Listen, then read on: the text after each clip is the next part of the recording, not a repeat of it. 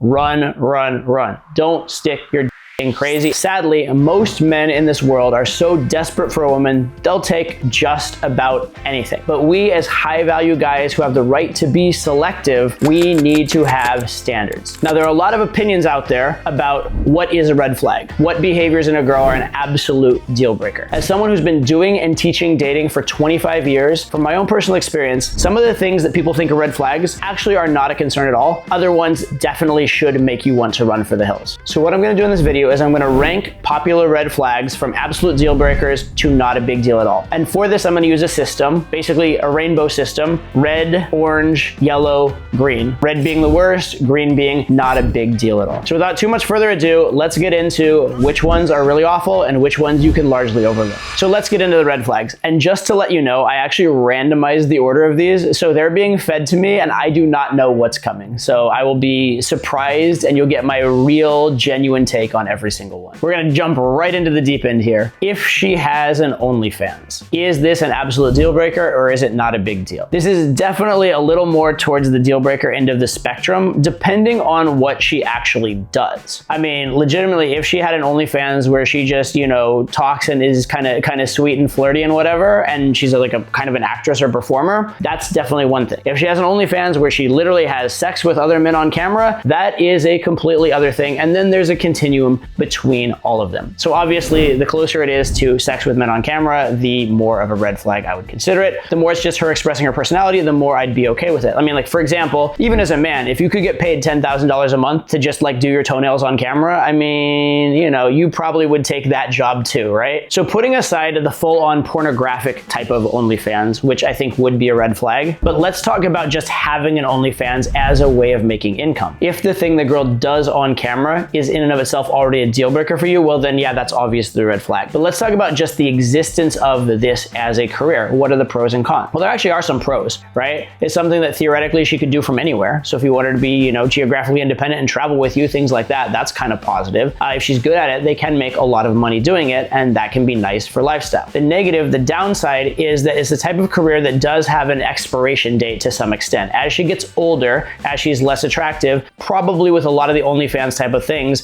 she's going to lose that income stream and she might not have developed anything else. So if she's not able to retire off of that, she may be financially dependent on you later on. And if that's a problem for you, that could be an issue. Also, there is a certain mentality that can exist with girls when men pay their bills through flirting with them, being attracted to them. And if this has gone to her head and she has sort of like a mercenary view towards men, or she views men as piggy banks and that affects how she acts or how she is in your relationship, that could be negative in its own right. So I'm tempted to rate this between a red flag and an orange flag. I'm actually gonna rate it orange and just give the allowance that what she's actually doing on camera is not already a deal breaker for you. If that was the case, obviously that would move it to red. Next potential red flag, if she's mentally unstable, and this can encompass a whole range of different psychological manners in which she can behave, right? It could be bipolar, it could be narcissistic, it could be sociopathic, different things like that. But this is one of the clearest decisions in the entire list. This is an obvious and clear red flag. If the girl is messed up in the head, run, run, run. Don't stick your dick in crazy, and certainly do not marry crazy or do not get into a long-term relationship with crazy. Bad things will happen. I don't care how hot the girl is. At a certain point, she's just gonna be the girl you're sleeping with and it won't seem novel anymore, but you will still have all the fallout from the craziness. Also, with people that are mentally unhinged, there's just a way that bleeds into your life in toxic ways. That can be just being extra stress, extra time commitments throughout the relationship, or it could be as bad as her reporting you for criminal shit you didn't do, or her getting you tangled up in some kind of shit that she created for herself. Run away, get far away from these girls, please. Next potential red flag, she's a gold digger. All right, so in very extreme cases of this, it would be a clear red flag, but most girls that are gold diggers are sort of like conditional in between gold diggers. The most extreme gold digger would basically just pick the richest guy who will give her the most money, regardless of any feeling she has for the guy or regardless of the experience. The absolute opposite of a gold digger would date the guy she has the best feelings with, even if he doesn't know where his next meal is coming from and can't afford an apartment. Most women are somewhere in between. So gold digging in women is actually kind of a spectrum. Almost all women are a little bit gold digger in the sense that they do care about stability and someone to take care of their offspring. I mean, unless the girl is independently wealthy and does not need you to provide anything for her financially ever, it actually is smart for the girl to be a little bit of a gold digger. So with that being the case, it's a little bit unfair to judge a girl for caring if you are financially successful. And as a man, part of being a high value guy is actually trying to become financially successful. Now, where gold digging gets to be a problem is when it becomes financially burdensome for you, or when it starts to affect the nature of the relationship, where she doesn't even seem to care about you as a person, she only cares about the money. So obviously, if the girl is a gold digger and she's asking you to help her sustain a lifestyle that you can't afford, that is a huge problem. Also, if the girl is so much of a gold digger that she will leave you as soon as she meets a guy richer than you, that's obviously a stability problem for a long-term relationship. But if a girl just wants you to be somewhat successful and cares about you being able to provide for children, that to me is not a problem at all. That's actually her being quite rational, and I actually kind of respect that in a woman. So with all that said though, when a girl starts displaying gold digger characteristics, when she starts to seem like a mercenary, right, a soldier for hire, so to speak, in terms of her love life, that is a problem for me, and I would rate that as somewhere between a yellow and an orange flag. We'll say orange flag for now, and we're going to assume that we're talking about a fairly extreme, obvious gold digger.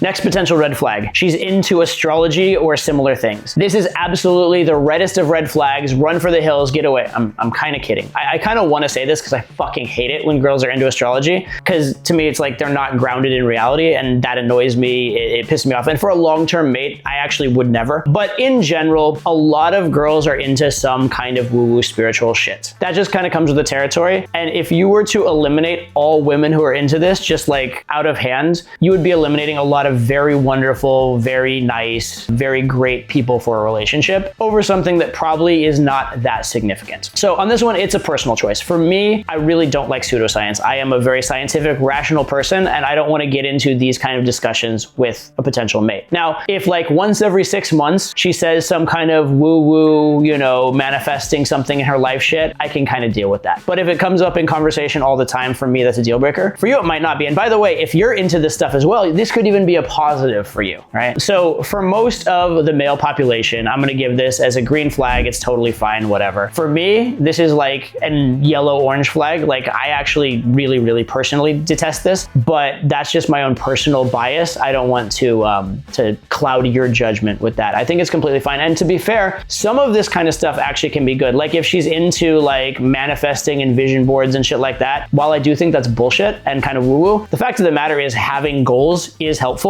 And if that is a proxy for her having goals and actually might even make her more successful, even if it's out of touch with reality, like you can't really fault it too much. So we're gonna give this a green flag. I fucking hate it, but there's nothing inherently super wrong with it as long as it's not over the top. Next potential red flag, she has plastic surgery. Now this one, like a lot of the items on this list, has a range. I would say shockingly, or maybe not shockingly to you, there are so many girls nowadays who have a little bit of cosmetic procedure, it would really surprise you, especially the really hot ones. It is alarming how many women inject rat poison into their face, by which I mean Botox, right? It is shocking how common that is. There are also a lot of plastic surgeries that are maybe not that big of a deal, or maybe are corrective in some way. Maybe the girl didn't like her nose, she got a nose job, and she looks much prettier as a result, and that's the only plastic surgery she's ever gonna get. It's already done, and it's not gonna affect her life further from that point. Now, that said, her children might have the nose she had, and so, you know, there have even been guys who filed lawsuits over this where they felt like a girl getting plastic surgery was deceptive, if you wanna go that direction with it. But the fact of the matter is, in terms of your experience of dating the girl, it's not really going to affect you. It's also possible that you actually like the fact that she has plastic surgery. I know a lot of guys that really like some fake boobs, right? That's if that's your thing, then that might even be a positive. That might even be beyond a green flag. That might be like throw a party for it mode, right? On the other hand, there are definitely girls that have gone too far with their plastic surgery and they look very plastic and fake. So obviously, if the girl's plastic surgery is unattractive to you and turns you off, that would already be a factor that would keep you from getting into a relationship with her in the first place. But let's assume that, you know, you got into a relationship, you are at least attracted to her in the moment. The penchant for plastic surgery, how could this be a positive or a negative? Well, number one, if she's gonna get ongoing plastic surgery, that is expensive. And also it can tend to make her look more and more fake and can make her look different over time in a way you might not like. So that could be a problem. Also, it's possible that plastic surgery or excessive plastic surgery could be a reflection of kind of self-image issues and other things she might have. She constantly wants to change herself because she doesn't think she's good good enough. So I would say if it's excessive amounts of plastic surgery, or if it seems like the plastic surgery is masking some kind of internal or psychological issues, then that would be a red flag. But I think some minor plastic surgery, especially if you like the way it looks, is not a problem at all. So I would give this a green to yellow flag for the most part, with the extreme cases being different. The next potential red flag I want to talk about is this idea that if she cheated with you, she might cheat on you. Specifically what I mean is, if she had a boyfriend when she met you, she started the relationship with you before breaking up with that boyfriend, does that mean that your relationship with her is fundamentally insecure? The idea being that if she cheated once, she'll cheat again. A cheater is a cheater is a cheater. And there is some validity to this. There are some girls that would absolutely never cheat. There are some girls that, because of their value system, they would absolutely, even if they liked you, they would break up with their boyfriend before sleeping with you. I mean, maybe even they'd like call him and break up and be like, hey, we're done, and then sleep with you, even at that extreme level. Or maybe they'd just go have the talk and then come sleep with you on the next date because they have that kind of self-restraint and moral integrity, or maybe they have a religious background that's absolutely wrong and it's not something they'd ever contemplate. So it is true that there are some girls that have a much higher propensity to cheat than others. That said, most attractive women are seeing somebody on some level at some capacity most of their lives. And so if you were to eliminate from your dating pool any girl who's remotely talking to a guy at the time that you met her, then you would be eliminating a ton of hot girls, and you would be eliminating, in fact, most of the most eligible girls, because most of the most eligible girls are in a relationship. If you assume that women, for the most part, want to be in a relationship, the ones who are most in demand are most of the time in a relationship. And so you should expect that a lot of times when you meet a girl, she is seeing someone else. And that's why it helps to have really good game, because you can actually persuade her that you are in fact better and get her to upgrade to you instead of that other person. So if you were to take the mentality that any girl that has a boyfriend when you meet her is like trash and is for the streets, you're kind of getting into what I call the Groucho Marx paradox. He was famous for having this phrase. He said, I don't want to be a member of any club that would have me as a member. The idea being, you need to assume that you are a high value guy and that you are kind of special, right? And especially when you have a good connection with a girl, that is kind of special. And the fact that that motivates her to upgrade, motivates her to replace a less good guy with a better guy, that's actually just being very rational on her part. Another factor in this, though, would be, did she just meet you, upgrade, and then drop the other guy? Or did she have an ongoing relationship with both men where she was lying? That's different, because that makes her more deceptive. That makes her more of a cheater as a long-term thing. And it means that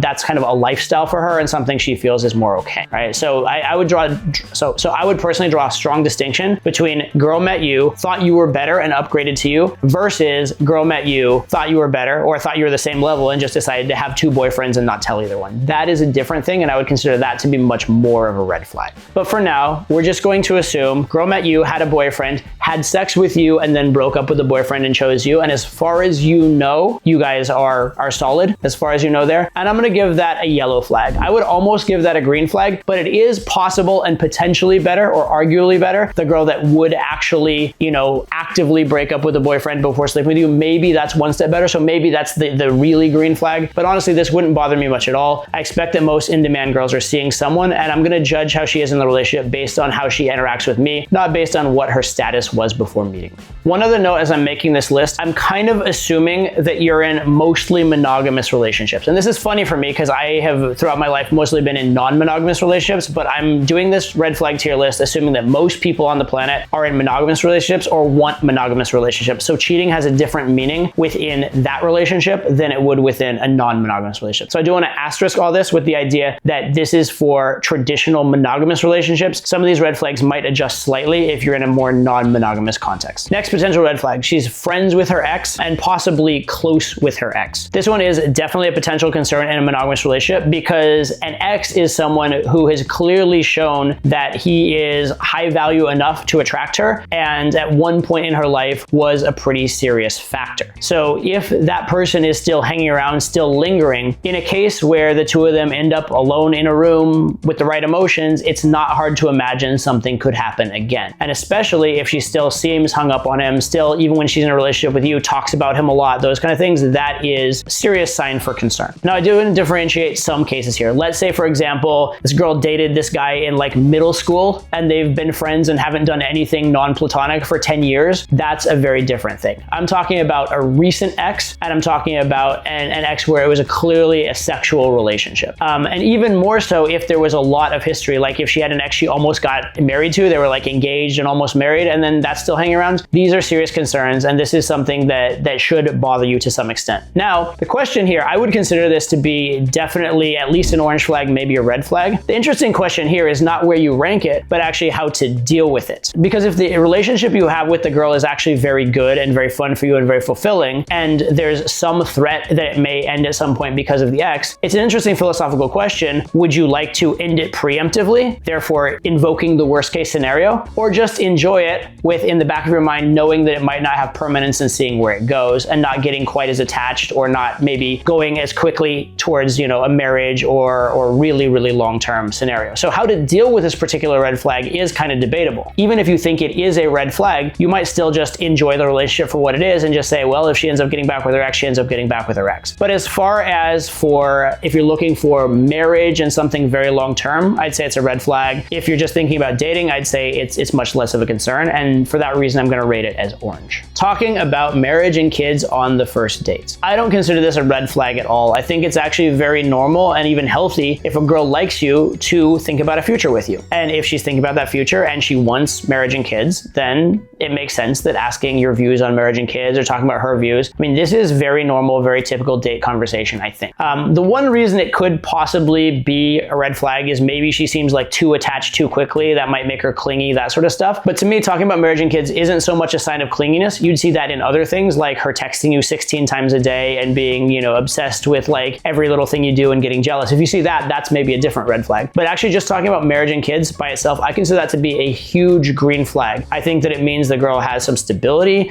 It means she's looking towards the future. It means she's a little bit rational. She's not acting purely emotionally. So I actually think this is very, very good if a girl's doing this. Even if I weren't personally entirely comfortable with the level of intimacy of talking about marriage and kids on a first date, I would not hold it against the girl. I might slow things down. I might let her know, we should take time and get to know each other first. But I would actually respect that she's thinking that way, and I would just consider this to be a green flag in most cases. Next potential red flag, she's a drug addict. My first instinct is just to rate this red flag, move on, say this is a horrible, awful thing, you don't want to get involved with it. And I think in the case of serious hard drugs and in the case of continual habitual use, I think that that's very much the case. You do not want to get involved with heroin addicts, meth addicts, even people who are doing coke on a regular basis. These things will fuck up their life. If not right now, eventually it's very deteriorating, literally rots your brain. So you don't want to be messing with that. It becomes a little more interesting when you talk about infrequent use and less hard drugs. So if you have a girl who, smokes weed 3 times a year, I would not consider that a red flag. I would consider that mostly fine in most cases. While I don't approve of that, and I've actually never smoked, so this is actually, by the way, coming from a very straight edge person, so take it with a grain of salt. I would not hold it against the girl to have,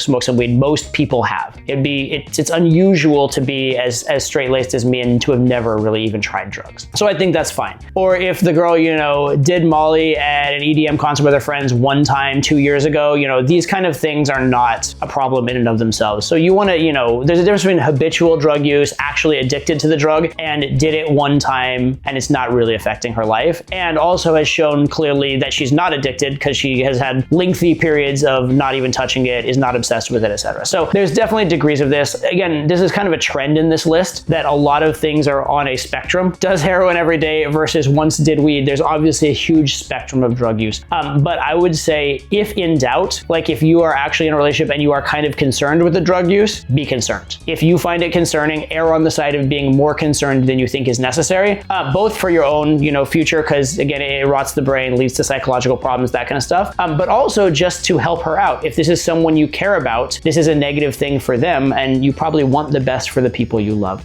So this is a pretty serious concern. So I'm going to still rate it as a red flag, but with the asterisk that there's a lot of sort of non-serious recreational drug use that would not fall into this category. I'm talking about the kind of girl that when you met her at the nightclub, the first thing she said is, do you have coke? The next potential red flag I want to talk about is a girl having a victim mentality, seeing herself as a victim, seeing herself as unfortunate, a loser at life, complaining all the time, thinking she's getting the short end of the stick, that sort of thing. Now, a lot of people would think that compared to other items on this list, this one's pretty trivial, but I actually disagree. I think this is a huge problem. A victim mentality actually comes down very fundamentally to how a woman views the world, and that's a hard thing to change. It's hard to change someone's entire frame about life. And when someone is a victim, they are going to complain. They are going to not succeed at life in the ways they should. They are going to find excuses, and they're going to become a burden on you. They're going to be toxic in your life. They are going to drag you down. around. And honestly, it's just not worth it. And for a lot of things, a lot of kind of psychological things or a lot of problems the girl has in her life, you may be able to help her through them. And you may actually be able to help a girl become less of a victim. And if you can, more power to you. But this is going to be a very hard one to unwire because it is a very fundamental to the worldview. So I'm going to be a little controversial. I'm going to say if the girl is a chronic victim mentality, if she thinks the world is against her, she's negative, she makes excuses all the time,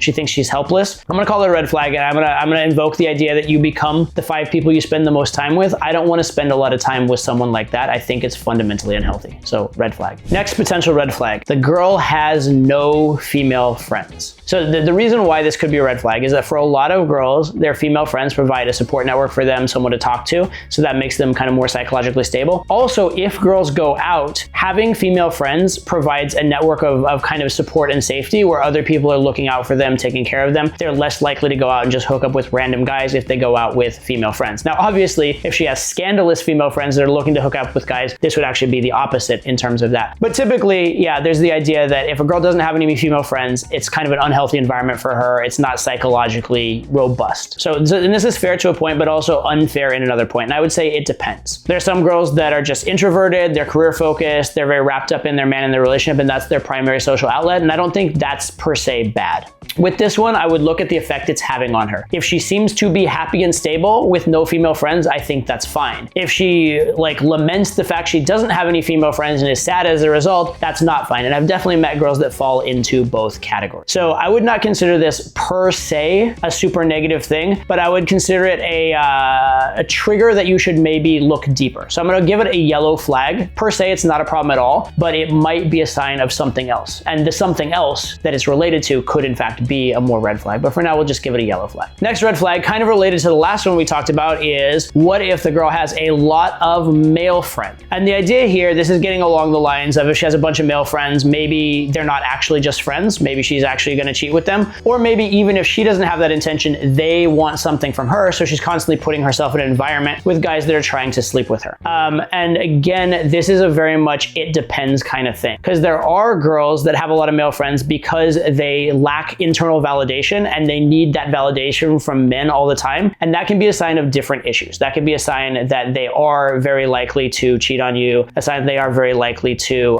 just have sex with random guys, those kind of things. On the other hand, there are lots of high value social girls that just have a lot of male friends because they are social and they have a lot of male friends, a lot of female friends. They just have friends. And so what I would look at here is I would be a lot less concerned with the quantity of male friends. I would look a lot more about how she interacts with her male friends. Does she interact with her male friends like she's flirting with them heavily and they're flirting with her heavily and it's pseudo almost sexual, they're almost like boyfriends? Or does she treat her male friends like she's kind of like one of the guys and she's just cool and she's in control of things and they just are cool people who she has similarities with and she does social hobbies? Also, does she have a bunch of guy friends who she's constantly getting blackout drunk with? Or does she have guy friends who she, plays mixed doubles with and goes and plays golf with and discusses her entrepreneurial business plans with? There's obviously a distinction in terms of the nature of the interaction, which matters a lot more than the number of interactions. And so for this, again, I'm going to give it a yellow to green flag. We'll call it yellow just because it's something that you might want to be aware of and check on the nature of the interactions if she seems to have a ton of guy friends. But if the relationships themselves seem to be healthy, positive, and non-sexual, I wouldn't worry. Next potential red flag. She treats other people badly. Because she's in love with you, she treats you very nice and she dotes on you, but you see how she interacts with the other people she comes into contact with. She's maybe rude to them, brusque with them, impolite,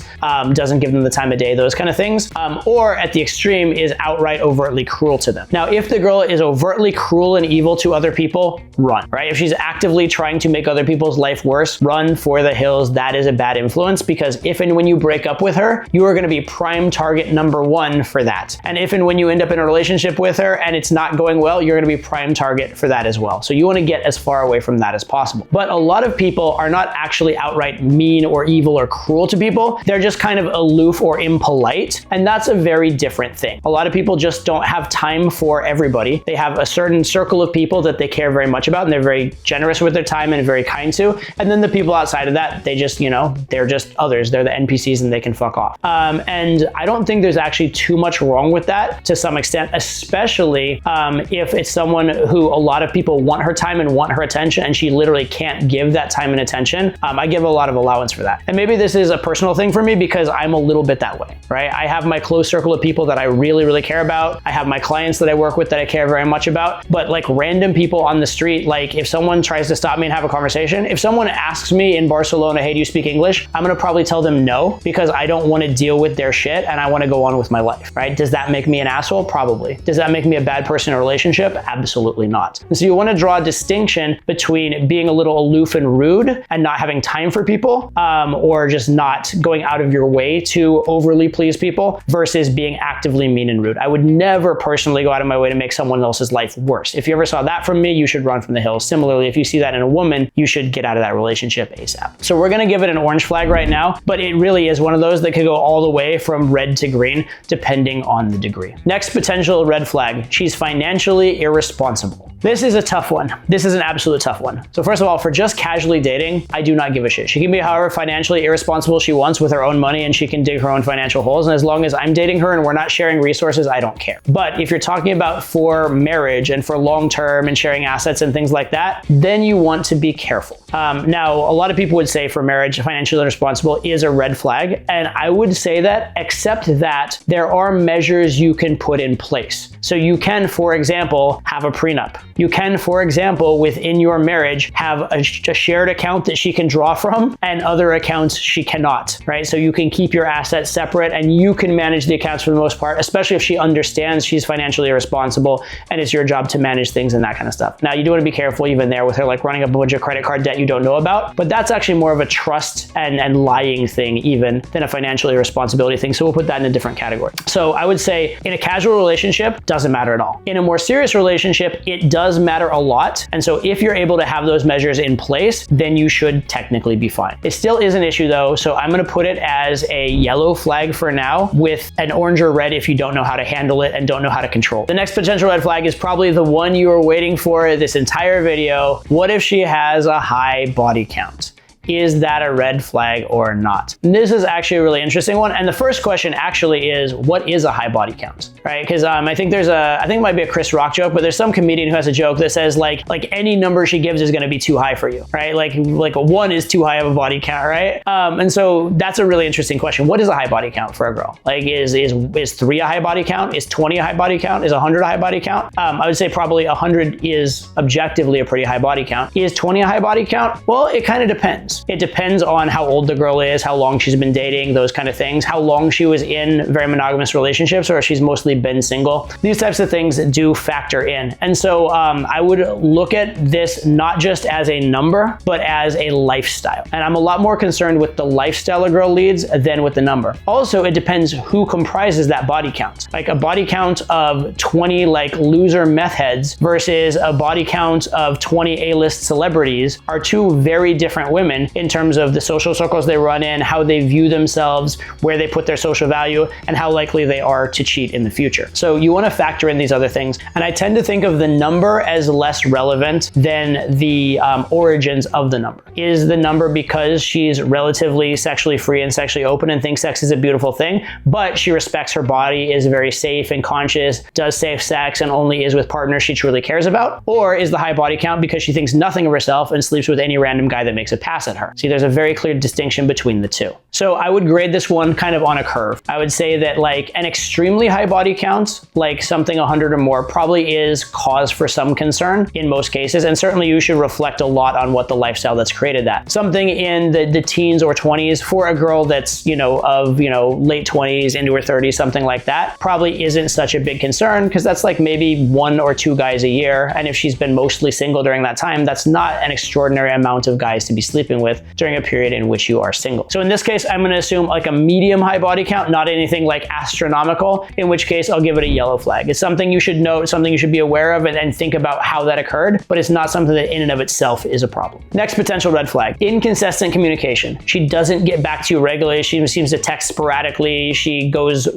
seems to go silent for hours at a time or even a day or two at a time, that sort of a thing. Is this a problem? Well, this, like a lot of the things on this list, is starting to become a repeated theme. It needs to be taken holistically. You need to look at what's going on. If she has nothing going on in her life and she doesn't get back to you for days, that's a little weird. You have to wonder, is there some other shit going on? Is there some secret you don't know about? Is she with some other guy and that's why she can't get back to you? So in that case, I would maybe worry. But if this is a successful career woman who's busy, who has a lot going on, and she doesn't get back to you regularly, but when she does get back to you, it's positive and good, and when she hangs out with you, the vibe is good. If her lack of response is lifestyle excusable, that's kind of fine. Also realize some people are just more disorganized with communication than others. And this is one where I kind of have a soft spot because I particularly am bad with communicating. I will sometimes see a text message, put my phone in my pocket, and then I'll forget for 2 days. I'll go to text you something else and realize I didn't respond to your previous text. That can happen. There are people that are not incommunicative for malicious reasons or secretive reasons or bad reasons. They're just a little bit disorganized. And while it would be better if they were organized, I certainly don't think it rises to the level of red flag. So absent some other factor, I'm going to give this a green flag. I want to note though, a lot of the reason why guys consider this red flag is not due to actual practical rational reasons. It's due to egoic reasons. It's due to that it hurts them, or they feel devalidated, or they start to get needy or feel weird when the girl doesn't get back to them. And if that's the case, that's your own personal problem. That's you getting too hung up on the girl, not something the girl specifically did wrong. So as long as the lack of communication isn't actually hurting your life directly, and as long as there's not some weird factor behind it, I don't think it's a problem. Now, obviously, if the girl tries to set a date with you, or you try to set a date with her, and you're trying to set a date at 7 and she doesn't text you all day and then no call, no shows you, that's a different thing, right? That's not just like a little bit of a lack of communication, a little bit of slip through the cracks. That actually inconvenienced your life. So if that's happening, that's a problem. But if it's just a, hey, I wish you would get back to me more, but we are hanging out, we are talking, it's good, and it's not creating problems, I would consider that a green flag. I'd get over your own ego and move on. Next potential red flag. She takes very little interest in your passions, your hobbies. Basically, she doesn't seem to take much interest in your life. And this can be a big red flag, especially if you really want this in a relationship, right? Number one, if you like to feel supported, if you want someone you can talk to about these kind of things, and she's not providing that, well, that means you have to get that elsewhere. Now, you could just get that from friends or from someone else you can talk to, and that may not be a problem, but it would be nice if that's something you want in a relationship to get that out of the relationship. It's nice if the relationship is more holistic and fulfilling for you. But there's potentially a deeper issue here, which is if she only ever talks about herself and never talks about you, never seems to care about you, she might just be very self-centered, very self-focused. She might not legitimately care about you that much, which could be an indication of something else, i.e. she's just using you,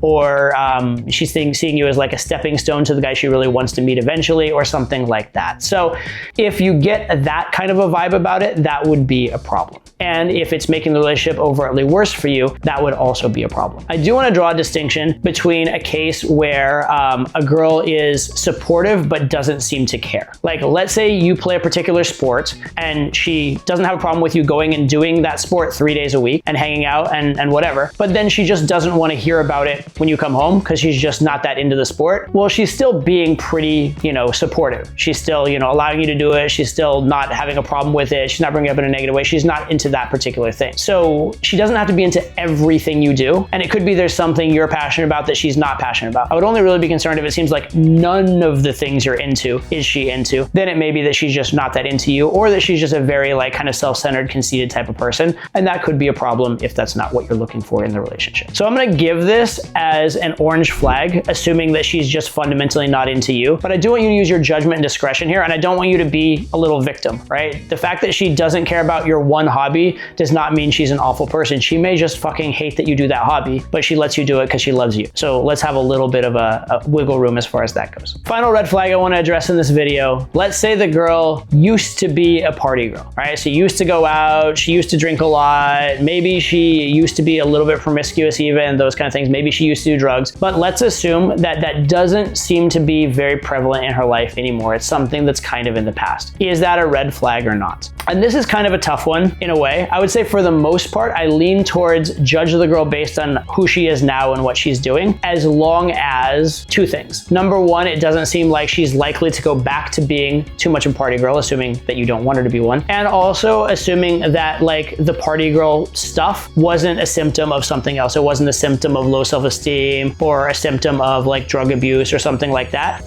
might pop back up, or that maybe hasn't gone away. But I really am a big proponent of people change and people grow, right? There are plenty of people that come from, you know, kind of a bad background and then make themselves into something else. There are a lot of people that they make some mistakes, they realize their mistakes, and they say never again and move on.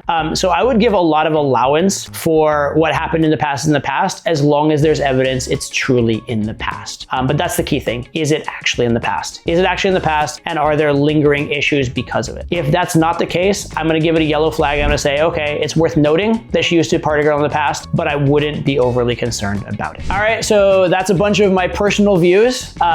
Feel free to disagree with a lot of them if you want to. Feel free to post in the comments your disagreements and all the reasons you think I'm an idiot. I will say this is coming from 25 years of being a dating coach, meeting a lot of girls, hearing tons and tons and tons of guys' different stories around their relationships and things like that. So it's not coming from nowhere, but as you'll notice in a lot of these answers, there is gray area, right? These are not black and white, right? Like what is a high body count? Like there's a gray area between what you consider and what is high in these kind of things. Or, you know, what is drug use, what is not drug use. So depending where exactly you put the pin in your definition, that could widely skew these. So while you can look at the tier list and enjoy it and be like, this one's orange, this one's yellow, whatever, I really encourage you to get into the nuance of why I gave the answers, and to, in your particular relationship with your particular girl, try and take those factors into account, rather than be like, well, Todd said this is a red flag, Todd said this is a green flag. No, each and every girl is different, each and every situation is different, and a lot of these are on a nuanced continuum. There are extreme and unextreme versions of each of these traits, and in most cases, the extreme ones are quite bad, the unextreme ones are quite fine. So take that all with a grain of salt. Don't think of the rankings as this absolute like didactic thing. Understand the rationale. That's probably far more important than where any particular trait falls on this tier list. With that said, appreciate your opinions below. Thanks for watching. I'll see you on the next one.